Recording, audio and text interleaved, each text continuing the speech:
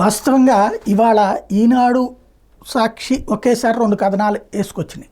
ఒకటి ఈనాడేమో లోపల పేజీల్లో రాసింది మద్యానికి సంబంధించి చంద్రబాబు గారు ఒకటి తలుచుకుంటే కింద ఉన్నటువంటి ఎమ్మెల్యేలు చెడగొడుతున్నారు, బెదిరిస్తున్నారు వ్యాపారస్తుల్ని, దాంతో వాళ్ళు ఎవరు వ్యాపారాలు చేయడానికి టెండర్లు వేయనియట్లేదు, దానివల్ల లాస్ అయిపోయింది, లేకపోతే ఇంకా కేవలం 3 రోజులు ఉందంటే అతి తక్కువ వచ్చినాయి కనీసం 1,00,000 రావాలి అన్నట్టు.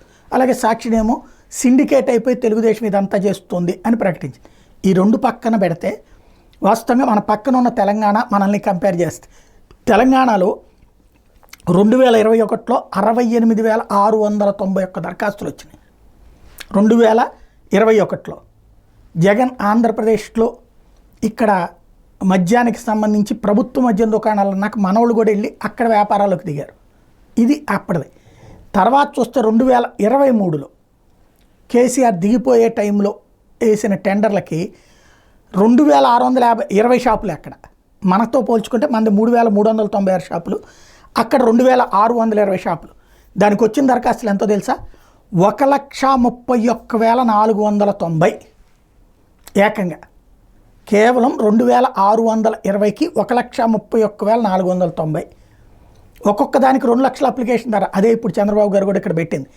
దాని కింద ఫ్రీగా ఆ రాష్ట్ర ప్రభుత్వానికి వచ్చిన డబ్బులు నాన్ రిఫండబుల్ డిపాజిట్ 2,629 కోట్లు.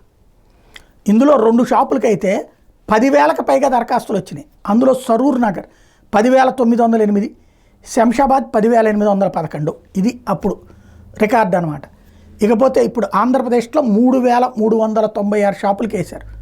యాక్చువల్గా ఇప్పుడు చెప్తున్న ఈ లెక్కల ప్రకారం చూస్తే ఇంకో 3 రోజులు రోజుకి 10,000 వేసినా ఈడ్చిపెడితే 50,000 అవ్వట్లేదు అక్కడ.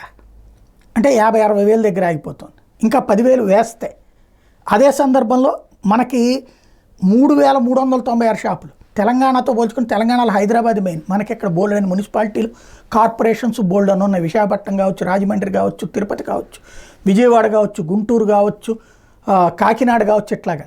బట్ ఇన్ని సిటీలు ఉండి ఇంత భారీ రాష్ట్రంలో ఎంత తక్కువ రావడం ఏంటి అంటే ఖచ్చితంగా సిండికేట్. సాధారణంగా ఇదివరకు ఏంటంటే వ్యాపారస్తులు, సిండికేట్ అనే పదం ఎట్లా వచ్చేదంటే గతంలో వ్యాపారస్తులు అందరూ కలిసి మద్యం దుకాణాలు టెండర్లు వేసుకునేవాళ్ళు. ఆ తర్వాత పాడుకున్న తర్వాతన ప్రజాప్రతినిధులు గొడవ లేకుండా సిండికేట్ ఏర్పడేది. ఈ సిండికేట్లో వ్యాపారస్తులందరూ తరపున ఉండేవాళ్ళు ఒక టీమ్గా ఉండేవాళ్ళు, ఒక 4, 5, 10 మంది.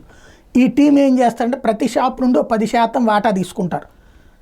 ఏది వాళ్ళు అమ్మిన సరుకులో నుంచి లాభంలో 10% తీసుకుంటారు. ఈ 10%ని తీసుకెళ్ళి ఎమ్మెల్యేలందరికీ బల్క్గా అమౌంట్ ఇచ్చేసేవాళ్ళు. అది ఏ పార్టీ వాళ్ళు ఉన్నా, అధికార పక్షంలో ఉంటే 60%, ప్రతిపక్షంలో ఉంటే 40% పైసలు అనమాట. ఆ విధంగా పంచుతూ వచ్చేవాళ్ళు. అందుకోసం సిండికేట్లు ఏర్పడాయి. ఇప్పుడు ఏకంగా ప్రజాప్రతినిధులే సిండికేట్లు అయ్యి వేరే వాళ్ళని వ్యాపారం చేయనీయకుండా చేస్తున్నటువంటి కాన్సెప్ట్ ఇది స్పెషల్ అనమాట.